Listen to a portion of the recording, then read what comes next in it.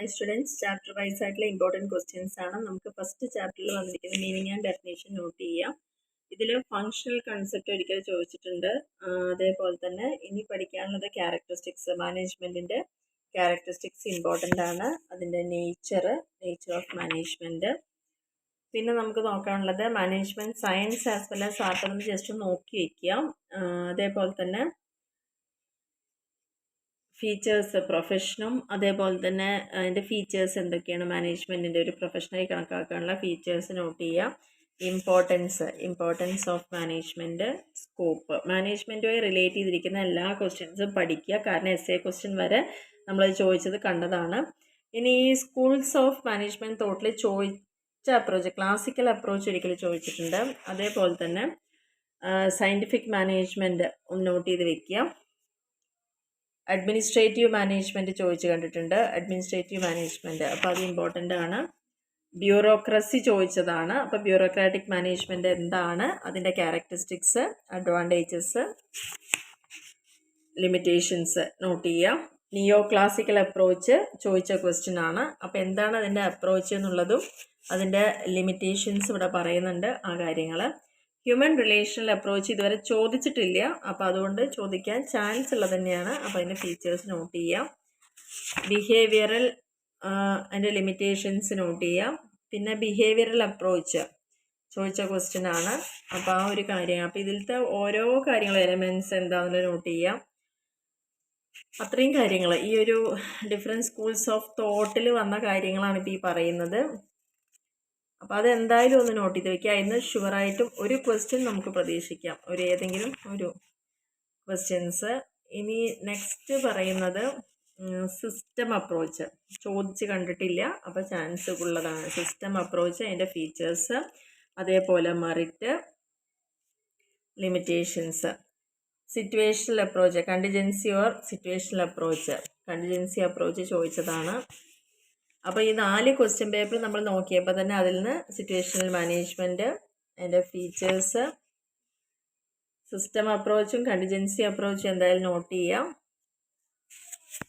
ഈ next evolution എന്ന് പറഞ്ഞിട്ട് എസ്സേക്ക് ചാൻസ് ഉണ്ട്, പക്ഷെ അതിൽ കാര്യമായിട്ട് നോക്കാനില്ല. അതിൽ നമ്മൾ ഏറ്റവും കൂടുതൽ ശ്രദ്ധിക്കേണ്ട കാര്യം എന്ന് പറയുന്നത് ടൈലറിൻ്റെ സയൻറ്റിഫിക് മാനേജ്മെൻറ്റ്.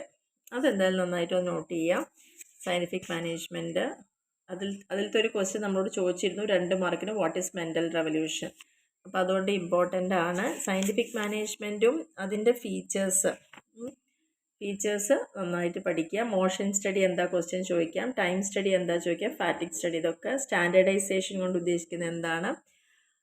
ഈ ഒരു മെൻ്റൽ റെവല്യൂഷൻ എവിടെയും വന്നിട്ടുണ്ട്, അപ്പോൾ അത് ഇമ്പോർട്ടൻ്റ് ആണ്. സയൻറ്റിഫിക് മാനേജ്മെൻറ്റ് കംപ്ലീറ്റ് ആയിട്ട് നോട്ട് ചെയ്യാം. അതിൻ്റെ മെറിറ്റ്, ഡിമെറിറ്റുകളൊക്കെ. ഫെയോളിൻ്റെ പ്രിൻസിപ്പിൾ ഇമ്പോർട്ടൻ്റ് ആണ്. ഫെയോൾസ് പ്രിൻസിപ്പിൾ, അതിൻ്റെ ഫങ്ഷൻസ്, 14 പ്രിൻസിപ്പിൾസ് പഠിക്കുക നന്നായിട്ട്. അതിൽ തന്നെ യൂണിറ്റി ഓഫ് കമാൻഡ് ചോദിച്ചു കണ്ടു, യൂണിറ്റി ഓഫ് ഡയറക്ഷൻ ചോദിച്ചു, അതേപോലെ തന്നെ സെൻട്രലൈസേഷൻ ആൻഡ് ഡീസെൻട്രലൈസേഷൻ ചോദിച്ചതാണ്. സ്കാലാർ ചെയിൻ ചോദിച്ചതാണ്. അതേപോലെ തന്നെ എസ്പിരിറ്റ് ഡീകോപ്സ്. അപ്പോൾ ഇതിൽ തന്നെ ഈ 14 പോയിന്റിൽ ഒരു 5-6 പോയിന്റുകൾ ചോദിച്ചിട്ടുണ്ട്. അപ്പോൾ എസ് ആയിട്ടും ഇതിൽ ഏതെങ്കിലും പോയിന്റ് 2 മാർക്കിന് ചോദിക്കാൻ ചാൻസ് കൂടുതലുള്ളതാണ്. ഈ നെക്സ്റ്റ് നിങ്ങൾ നന്നായി നോക്കേണ്ട ഒരു പോയിന്റ് എന്ന് പറയുന്നത് മാസ്ലോൻ്റെ ഫ്രെഡറിക് ഹെർസ്ബർഗ്. അത്ര കാര്യമായിട്ടില്ല, ഇവിടെ ജസ്റ്റ് നോട്ട് ചെയ്ത് വെച്ചാൽ മാത്രം മതി. ഇനി മോഡേൺ പീരീഡിലേക്ക് വരുമ്പോൾ പീറ്റർ എഫ് ഡ്രക്കർ, അതൊന്ന് ഇമ്പോർട്ടൻ്റ് ആണ്. ജസ്റ്റ് പീറ്റർ എഫ് ഡ്രക്കറും അതേപോലെ തന്നെ അതിൻ്റെ കോൺട്രിബ്യൂഷൻസും ഒക്കെ. ഇനി ഇമ്പോർട്ടൻ്റ് ആയി നോട്ട് ചെയ്യേണ്ടത് എം ബി ഒൻ്റെ എന്താണ് നന്നായിട്ട് പഠിച്ചു വയ്ക്കുക. അപ്പോൾ ഈ ഒരു ചാപ്റ്ററിൽ ഇത്രയേ ഉള്ളൂ. ഇതിനെക്കുറിച്ച് ഡീറ്റെയിൽ ആയി നെക്സ്റ്റ് ചാപ്റ്ററിൽ വരുന്നുണ്ട്, അപ്പോൾ നമുക്കതിൽ കൂടുതലായിട്ട് നോക്കാം. ഇതൊക്കെയാണ് ഫസ്റ്റ് ചാപ്റ്ററിൽ വരുന്നത്. ഇനി ഇതിൽ മാനേജ്മെൻറ്റ് പ്രോസസ്സ്, രണ്ടാമത്തെ ചാപ്റ്ററിൽ മെയിനായിട്ട് ഇൻഫർമേഷണൽ റോള്, ഡെസിഷണൽ റോളുകൾ, അതേപോലെ മാനേജ്മെൻറ്റിന് വേണ്ട സ്കില്ലുകൾ ജസ്റ്റ് ഒന്ന് അത് ചോദിച്ചിട്ടില്ല. Technical, conceptual, human types of management skill ഏതാ വെച്ചാൽ പ്ലാൻ ചെയ്യാനുള്ള കഴിവ്, കമ്മ്യൂണിക്കേഷൻ ഉണ്ടാവുക, ഡെസിഷൻ മേക്കിംഗ് ഉണ്ടാവുക, ഡെലിഗേഷൻ ചോദിച്ചതാണ്. അപ്പോൾ അത് നോട്ട് ചെയ്യാം. പിന്നെ ലെവൽസ് ഓഫ് മാനേജ്മെൻറ്റ് ക്വസ്റ്റ്യൻ വന്നിട്ടുണ്ട്. അപ്പം 3 level, top level, middle level എന്താണെന്ന് സെപ്പറേറ്റ് ക്വസ്റ്റ്യൻ വന്നിട്ടുണ്ട്. അപ്പോൾ top level, middle level, lower level, അതുപോലെ functions of management, main function പറഞ്ഞാൽ പ്ലാനിങ്, ഓർഗനൈസിങ്, സ്റ്റാഫിങ്. അപ്പോൾ ഇതിൽ 2 മാർക്കിന് വാട്ട് ഈസ് പ്ലാനിങ് ചോദിച്ചിട്ടുണ്ട്, ഓർഗനൈസിങ് എന്താ ചോദിച്ചിട്ടുണ്ട്, സ്റ്റാഫിങ് മാത്രം ചോദിച്ച് കണ്ടിട്ടില്ല, ഡയറക്റ്റിങ്ങും ചോദിച്ചിട്ടുണ്ട്, കൺട്രോളിങ്ങും ചോദിച്ചിട്ടുണ്ട്. അപ്പോൾ ജസ്റ്റ് ഫങ്ഷൻസ് ഓഫ് മാനേജ്മെൻറ്റ് ചോദിച്ചാൽ ഇത്രയും കാര്യങ്ങൾ അവിടെ നോട്ട് ചെയ്യുക. രണ്ടാമത്തെ ചാപ്റ്ററിൽ പ്ലാനിങ് വളരെ ഇമ്പോർട്ടൻ്റ് ആണ്. മീനിങ്, അതുപോലെ ഫീച്ചേഴ്സ്, നേച്ചർ, പ്ലാനിങ്ങിൻ്റെ മെറിറ്റ്സ്, ഒബ്ജക്റ്റീവ്സ്, പ്ലാനിങ്ങിൻ്റെ പ്രോസസ്സ്.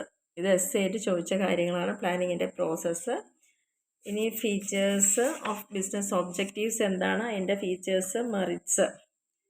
പിന്നെ process, objective setting process. MBO ഇവിടെയാണ് പഠിക്കാൻ കൂടുതലുള്ളത്. എന്താണ് MBO എന്നുള്ളത് നോട്ട് ചെയ്യാൻ. MBOൻ്റെ ഫീച്ചേഴ്സ്. അതേപോലെ ചോദിച്ച ക്വസ്റ്റ്യൻ ആണ് സ്റ്റെപ്സ് ഇൻ MBO. ആ 4 സ്റ്റെപ്സ് 5 മാർക്കിൻ്റെ ക്വസ്റ്റ്യൻ ആണ്. Benefits, weakness of MBO.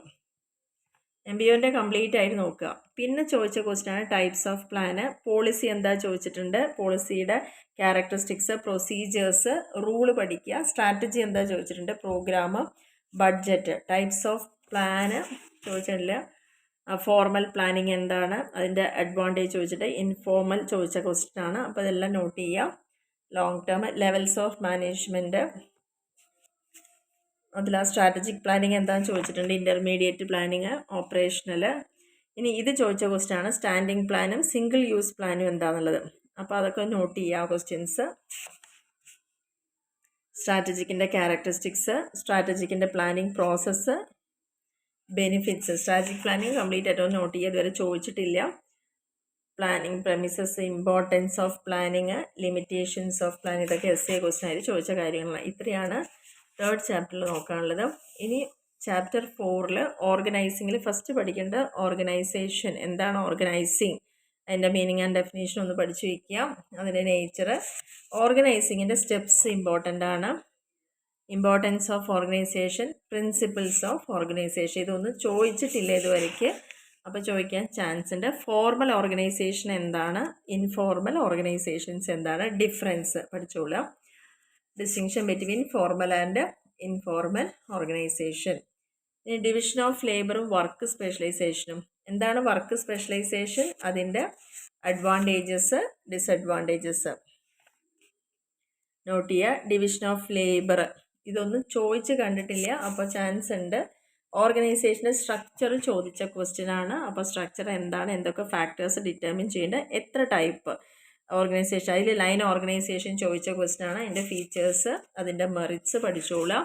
Line and staff demerits പഠിച്ചോളാം. ലൈൻ ആൻഡ് സ്റ്റാഫ് ഓർഗനൈസേഷൻ ഇതുവരെ ചോദിച്ച് കണ്ടിട്ടില്ല, അതിൻ്റെ മെറിറ്റ് ഡിമെറിറ്റ് പഠിച്ചോളാം.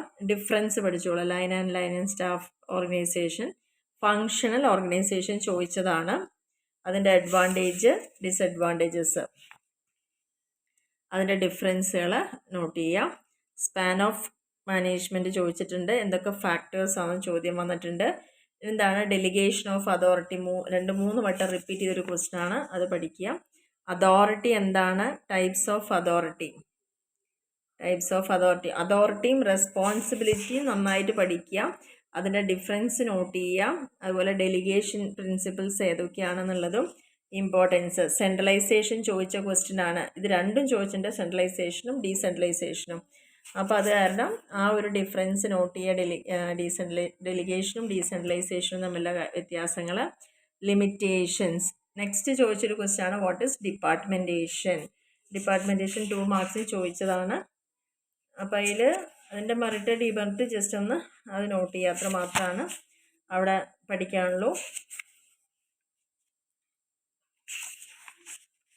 ഇനി 5ാമത്തെ ചാപ്റ്റർ സ്റ്റാഫിങ്ങിൽ first meaning and definition note ചെയ്യുക, സ്റ്റാഫിങ്ങിൻ്റെ ക്യാരക്ടറിസ്റ്റിക്സ്. അതേപോലെ തന്നെ ഇമ്പോർട്ടൻസ് ഓഫ് സ്റ്റാഫിംഗ് എന്ന് മെയിനായി ചോദിച്ച പോയിന്റുകൾ.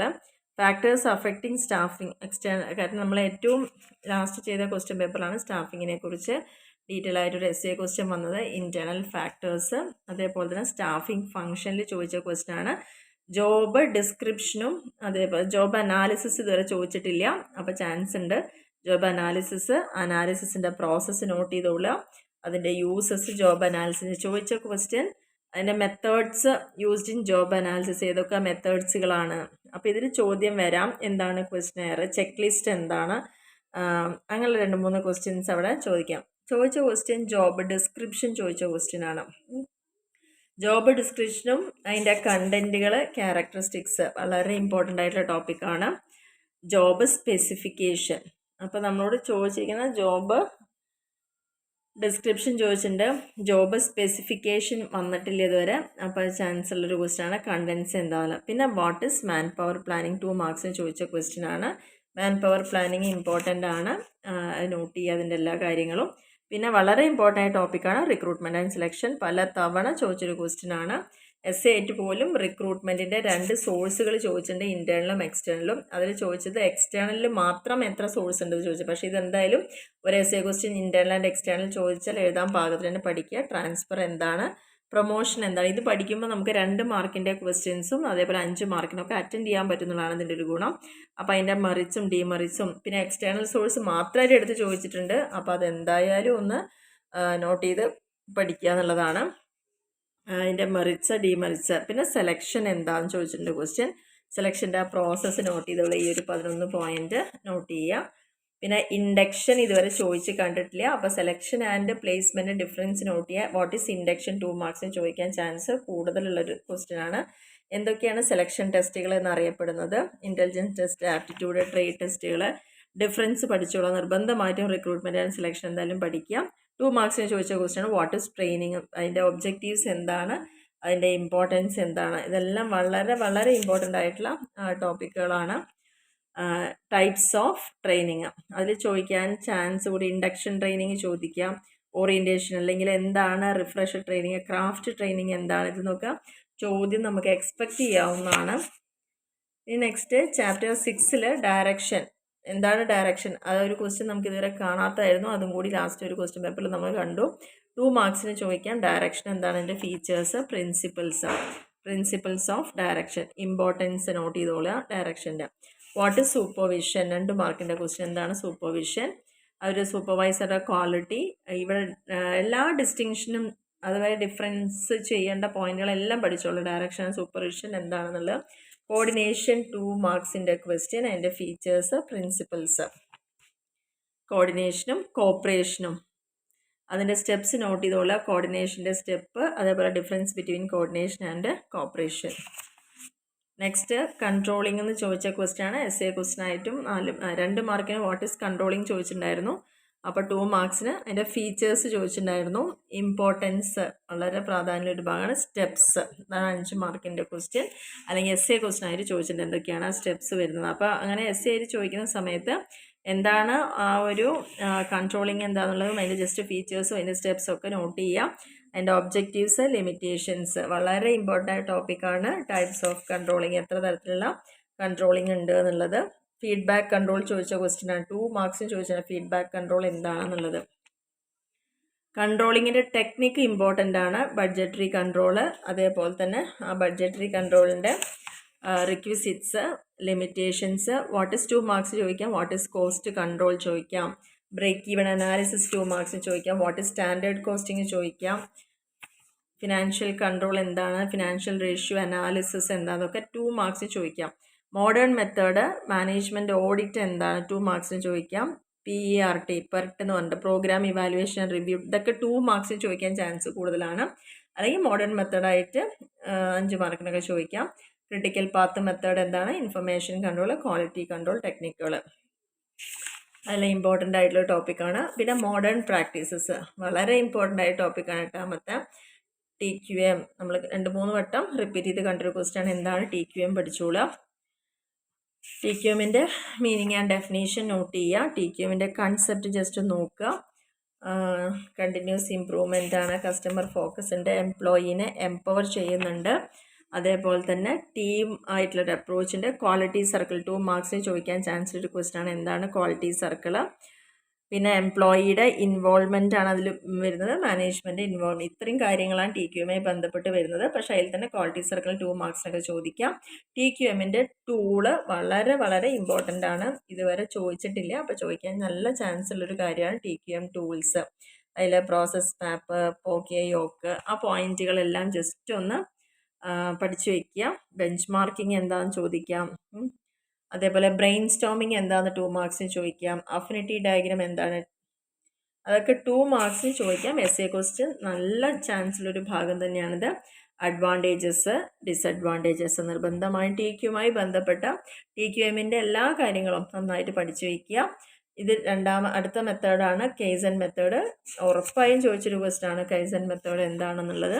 ആ കേസിൻ്റെ ഫീച്ചേഴ്സ്, അതേപോലെ തന്നെ ഒബ്ജക്റ്റീവ്സ്, ബെനിഫിറ്റ്സ്, കെയ്സൺ മെത്തേഡ്. നെക്സ്റ്റ് കേസിനുമായി ബന്ധം. അപ്പോൾ TQM നന്നായി പഠിക്കുക. കെയ്സൺ മെത്തേഡിനെ കുറിച്ച് എല്ലാ കാര്യങ്ങളും ലീൻ മാനേജ്മെൻറ്റ് ചോദിച്ച ക്വസ്റ്റ്യനാണ്. 2 മാർക്സിനും ചോദിച്ചു. അതേപോലെ തന്നെ ഇവിടെ നിന്നെല്ലാം എസ് എ ക്വസ്റ്റ്യനും 5 മാർക്കിനൊക്കെ ചോദിക്കാം. പ്രിൻസിപ്പിൾസ് എന്താണ് ലീൻ മാനേജ്മെൻറ്റിൻ്റെ, അതുപോലെ സ്റ്റേക്ക് ഹോൾഡേഴ്സ്, അത് നമുക്ക് വന്നൊരു ക്വസ്റ്റ്യനാണ്. ആരാണ് സ്റ്റേക്ക് ഹോൾഡേഴ്സ്, ലീൻ മാനേജ്മെൻറ്റിലെ സ്റ്റേക്ക് ഹോൾഡേഴ്സ് ആരൊക്കെയാണ്, എന്താണ് അതിൻ്റെ ബെനിഫിറ്റ്, ഡിസഡ്വാൻറ്റേജസ്. അപ്പോൾ TQM പഠിക്കുക, കെയ്സൺ പഠിക്കുക, അതേപോലെ ലീൻ മാനേജ്മെൻറ്റ് കംപ്ലീറ്റ്. അടുത്ത ക്വസ്റ്റ്യൻ വന്നതാണ് BPR എന്താണ് ചോദിച്ച ക്വസ്റ്റ്യനാണ്. ബിസിനസ് പ്രോസസ് റീ എഞ്ചിനീയറിംഗ് എന്താണ്. അപ്പോൾ അതിൻ്റെയൊക്കെ ഒരു മീനിങ് ആൻഡ് ഡെഫിനേഷൻ നോട്ട് ചെയ്യുക. അതിൻ്റെ നീഡ് ആൻഡ് ഒബ്ജക്റ്റീവ്സ് നോട്ട് ചെയ്യുക, വളരെ ഇമ്പോർട്ടൻ്റ് ആണ്. അതിൻ്റെ പ്രോസസ്സ് ഓഫ് BPR, അതിൽ പ്രധാനമായിട്ടും 8 സ്റ്റെപ്പുകളിലൂടെയാണ് BPR പോകുന്നത്. അഡ്വാൻറ്റേജ്, ഇതെല്ലാം സെപ്പറേറ്റ് ആയിട്ട് എസ് എ ക്വസ്റ്റിനും 5 മാർക്കിനും 2 മാർക്കിനൊക്കെ ചോദിക്കാം. ലിമിറ്റേഷൻ ഓഫ് BPR എന്താണെന്നുള്ളത്. അടുത്ത ക്വസ്റ്റ്യനാണ് ഓപ്പൺ ബുക്ക് മാനേജ്മെൻറ്റ് ചോദിച്ച ക്വസ്റ്റ്യനാണ്. ഓപ്പൺ ബുക്ക് മാനേജ്മെൻറ്റ്, അപ്പോൾ അതിൻ്റെ എലമെൻറ്റ്സ് എന്തൊക്കെയാണ്, ഓപ്പൺ ബുക്ക് മാനേജ്മെൻറ്റ് എലമെൻറ്റ്സ് എന്തൊക്കെയാണ്, കോമ്പോണൻസ്, അതിൻ്റെ അഡ്വാൻറ്റേജ്, അതേപോലെ തന്നെ ഡിസഡ്വാൻറ്റേജസ്, ഇത്രയും കാര്യങ്ങൾ. അപ്പോൾ ഈ ചാപ്റ്ററിൽ മോഡേൺ പ്രാക്ടീസസ് ഇൻ മാനേജ്മെൻറ്റ് എന്ന് നിങ്ങൾക്ക് ഒറ്റയ്ക്ക് ഒരു എസ്സേ ആയിട്ട് മാത്രം ചോദിക്കുമ്പോൾ നിങ്ങൾ ചെയ്യേണ്ടത് ഈ മെത്തേഡ് എല്ലാം എഴുതുക, അതിൻ്റെ മീനിങ് എഴുതുക, അതിൻ്റെ ഫീച്ചർ എഴുതുക, ജസ്റ്റ് 2-3 മെറിറ്റും ഡിമെറിറ്റും നോട്ട് ചെയ്യുക. ഒറ്റ എസ്സേ ആയിട്ടാണ് മോഡേൺ പ്രാക്ടീസസ് ചോദിച്ചു കഴിഞ്ഞാൽ TQM എഴുതുക, കേസൺ മെത്തേഡ് എഴുതുക, ലീൻ മാനേജ്മെൻറ്റ് എഴുതുക, ഓപ്പൺ ബുക്ക് മാനേജ്മെൻറ്റ് എഴുതുക, BPR എഴുതുക. ഇത്രയും കാര്യങ്ങൾ എന്താണെന്നുള്ളത് എഴുതുക. അതിൻ്റെയൊക്കെ 2-3 ഫീച്ചേഴ്സോ മെറിറ്റോ ഡിമെറിറ്റോ എഴുതി കഴിഞ്ഞാൽ ആ ഒരു എസ്സേ കംപ്ലീറ്റ് ആയി. അല്ലെങ്കിൽ ഇതിലത്തെ ഓരോ ടോപ്പിക്കും സെപ്പറേറ്റ് ആയിട്ട് 2 മാർക്കിനും 5 മാർക്കിനും എസ്സേക്കും മാത്രമായിട്ട് ചോദിക്കാം. BPR മാത്രമായി ചോദിക്കാം, ഓപ്പൺ ബുക്ക് മാനേജ്മെൻറ്റ് മാത്രമായി ചോദിക്കാം, ലീൻ മാനേജ്മെൻറ്റ് എടുക്കാം, TQM എന്തൊക്കെയാണെന്ന് ചോദിക്കാം, കേസൺ മെത്തേഡ് മാത്രമായിട്ട് ചോദിക്കാം.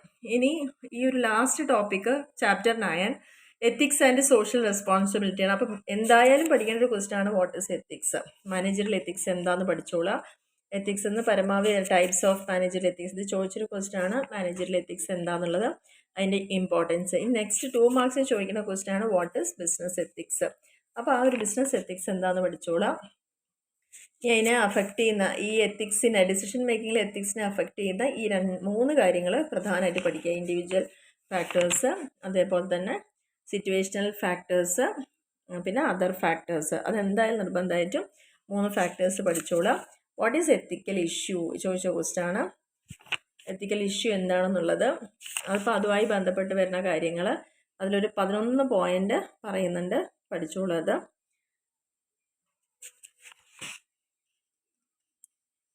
എത്തിക്കൽ ഡയലമ എന്നൊരു കാര്യം ഇവിടെ പറയുന്നുണ്ട്, ഇതുവരെ ചോദിച്ച് കണ്ടിട്ടില്ല, അതുകൊണ്ട് ചോദിക്കാൻ ചാൻസ് ഉണ്ട്. വാട്ട് ഈസ് എത്തിക്കൽ ഡയലമ, അല്ലെങ്കിൽ ഫീച്ചേഴ്സ്, അല്ലെങ്കിൽ ടൈപ്സ് അവിടെ ചോദിക്കാം. പിന്നെ കോസസ് എന്താണ്, എത്തിക്കൽ ഡയലമയുടെ കോസസുകൾ. പിന്നെ CSR ചോദിച്ച ക്വസ്റ്റ്യനാണ്. 2 മാർക്സിൻ്റെ ഡെഫിനേഷൻ എന്തായാലും ഒന്ന് പഠിച്ചു വയ്ക്കുക. CSR എന്താണെന്നുള്ളത്, ഫീച്ചേഴ്സ് ഓഫ് CSR വളരെ ഇമ്പോർട്ടൻ്റ് ആണ്. CSR എന്താണെന്നുള്ളതും ഫീച്ചേഴ്സും നിർബന്ധമായിട്ട് പഠിച്ചു വയ്ക്കുക. അതിൻ്റെ importance of CSR, arguments favour ആയതും എഗെയിൻസ്റ്റ് ആയതും ഉണ്ട്, ഇതുവരെ ചോദിച്ചിട്ടില്ല. ചിലപ്പോൾ ഒരൊറ്റ എസ്സേ ആയിട്ട് ചോദിക്കാം. What is CSR, arguments against and for എഴുതാൻ വേണ്ടി ചോദിക്കാം. പിന്നെ സ്റ്റേക്ക് ഹോൾഡേഴ്സ്, ഇതൊരു ക്വസ്റ്റ്യൻ ചോദിച്ചാണ്. ആരാണ് CSRൻ്റെ സ്റ്റേക്ക് ഹോൾഡേഴ്സ്? ലീൻ മാനേജ്മെൻറ്റിൽ നമ്മൾ സ്റ്റേക്ക് ഹോൾഡേഴ്സിനെ കണ്ടു, CSRൻ്റെ സ്റ്റേക്ക് ഹോൾഡേഴ്സും. അപ്പോൾ അത് ഇവരൊക്കെയാണെന്നുള്ളത്, അതായത് പ്രൈമറി സ്റ്റേക്ക് ഹോൾഡർ ആരാണ്, സെക്കൻഡറി സ്റ്റേക്ക് ഹോൾഡർ ആരെയാണ് സ്റ്റേക്ക് ഹോൾഡർ എന്ന് പറയുന്നത്, അതിൽ വരുന്ന ഓരോ ആളുകളും ആരാണെന്നുള്ളത് കൃത്യമായിട്ട് അവിടെ നോട്ട് ചെയ്ത് വെക്കുക. അതിൻ്റെ അഡ്വാൻറ്റേജ്, ഡിസഡ്വാൻറ്റേജ്, ഇതൊക്കെ അഡ്വാൻറ്റേജുകളാണ്. ഏകദേശം ഒരു 13 പോയിൻ്റ് അഡ്വാൻറ്റേജ് വരുന്നുണ്ട്. CSRൻ്റെ ഡിഫറെൻറ്റ് സെക്ഷൻസ് ഒക്കെയാണ്. റെസ്പോൺസിബിലിറ്റി ടുവേർഡ്സ് ഓരോരുത്തരോടുള്ളത്, owners, shareholders, employees, workers, കൺസ്യൂമേഴ്സിനോടുള്ളത്. അപ്പോൾ ഇവിടെ ആരോടൊക്കെ റെസ്പോൺസിബിലിറ്റി ഉണ്ടാവാം എന്നൊരു ചോദ്യം വരെ അവിടെ നമുക്ക് എക്സ്പെക്റ്റ് ചെയ്യാം. CSR വളരെ ഇമ്പോർട്ടൻ്റ് ആണ്. ഇത്രയും പോയിന്റുകൾ next managing company ethics and social responsibility. Corporate governance 2 മാർക്സിൻ്റെ ക്വസ്റ്റ്യൻ ആയിരുന്നു. എന്താണ് കോർപ്പറേറ്റ് ഗവേണൻസ്? വളരെ ഇമ്പോർട്ടൻ്റ് ആണ്, മീനിങ് നോട്ട് ചെയ്തോളുക. കോർപ്പറേറ്റ് ഗവേണൻസിൻ്റെ മീനിങ് പ്രധാനമായി നോക്കുക, അതിൻ്റെ ബെനിഫിറ്റുകൾ നോക്കുക.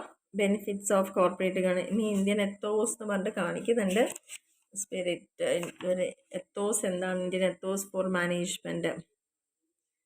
എത്തോസിനെ കുറിച്ച് ജസ്റ്റ് ഒന്ന് എന്താണ് എത്തോസ് എന്ന് മാത്രം ഒന്ന് നോട്ട് ചെയ്ത് വെക്കുക. വേറെ പ്രത്യേകിച്ച് ഒന്നും ഇവിടെ ഇല്ല. വാല്യൂസ് 2 മാർക്സിന് ചോദിക്കാം. What do you mean by value എന്ന് ചോദിക്കാം. അപ്പോൾ ഇത്രയും കാര്യങ്ങളാണ് ഈ ഒരു ചാപ്റ്ററിൽ നമുക്ക് പ്രധാനമായിട്ടും ഇവിടെ നോട്ട് ചെയ്യാനുള്ളത്. അപ്പോൾ എല്ലാവർക്കും ഇത് ക്ലിയർ ആയി എന്ന് വിചാരിക്കുന്നു. ഓക്കെ, ഓരോ ചാപ്റ്ററിലും ഇപ്പം നിങ്ങൾക്ക് ഈ ചാപ്റ്റർ വൈസ് എടുത്തപ്പോൾ തന്നെ മനസ്സിലായിട്ടുണ്ടാവും നമ്മളോട് എത്ര ക്വസ്റ്റ്യൻസ് ഇത്രയും ക്വസ്റ്റ്യൻ പേപ്പർ നോക്കിയപ്പോൾ അതിലും വന്നിട്ടുണ്ട് എന്നുള്ളത്. അപ്പോൾ തീർച്ചയായിട്ടും ആ വരാത്ത കാര്യങ്ങൾ അതിനൊരു സാധ്യത കൂടുതലാണ്, വന്നതിനും ഒട്ടും കുറവില്ല. അപ്പോൾ അതിനനുസരിച്ച് അത് പഠിച്ചോളുക. Okay, thank you.